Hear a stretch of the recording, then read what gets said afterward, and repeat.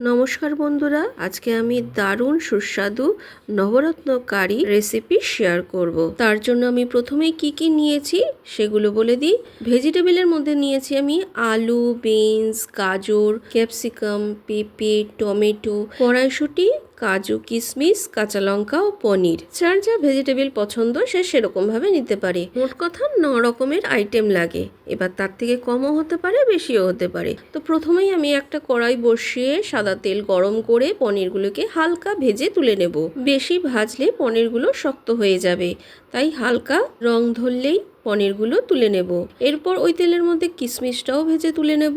এরপর গোটা গরম মশলা ফোড়নে দিয়ে ফোড়নটা একটু ভাজা হয়ে গেলে শক্ত সবজিগুলো আগে দিতে থাকবো। প্রথমে দিলাম আলু, এরপরে দিলাম গাজর, এরপরে দিলাম বিনস, এরপরে দিলাম পেঁপে। এবার সব সবজিগুলো একে একে ভালো করে মিক্স করে নিয়ে একটু ভেজে নেব। ওটা ভাজা হতে হতে এদিকে আমি চারমগজ, কাজু, সাদা তিল ও কাঁচা লঙ্কা দুধ দিয়ে একটা মিহি পেস্ট তৈরি করে নেব।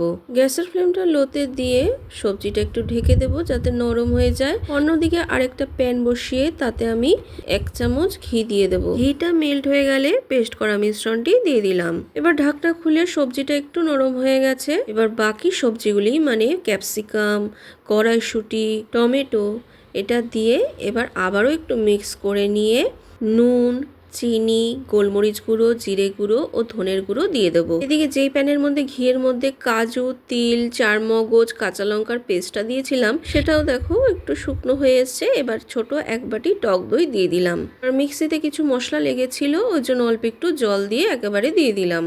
একটু সাঁতলে নিয়ে আমি এই মিশ্রণটা দিয়ে দিলাম ভেজিটেবলের মধ্যে। ভেজিটেবলসের সঙ্গে পুরো মশলাটা কষিয়ে নিয়ে আমি কিন্তু ভাজা পনির ও ভাজা কিশমিশটা দিয়ে দিলাম।